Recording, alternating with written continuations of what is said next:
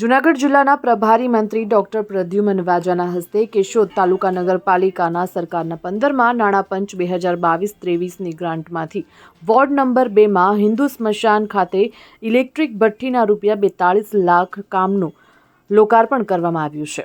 કેશોદ ખાતે નવનિર્મિત ઇલેક્ટ્રિક સ્મશાન ભઠ્ઠીનું લોકાર્પણ કરવામાં આવ્યું હતું. જિલ્લાના કેશોદ શહેર ખાતે સામાજિક ન્યાય અને અધિકારીતા પ્રાથમિક માધ્યમિક અને પ્રૌઢ શિક્ષણ ઉચ્ચ અને તાંત્રિક શિક્ષણ મંત્રી અને જૂનાગઢ જિલ્લાના પ્રભારી મંત્રી ડોક્ટર પ્રદ્યુમન વાજાના હસ્તે કેશોદ નગરપાલિકાના સરકારના 15મા નાણાં પંચ 2022-23ની ગ્રાન્ટમાંથી વોર્ડ નંબર 2માં હિન્દુ સ્મશાન ખાતે ઇલેક્ટ્રિક ભઠ્ઠીના ₹42 લાખના કામનું લોકાર્પણ કરાયું હતું.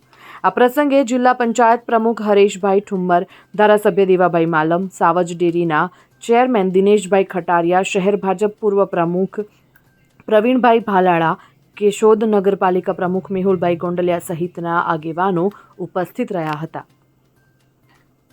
Bureau report, Gujarat fight news.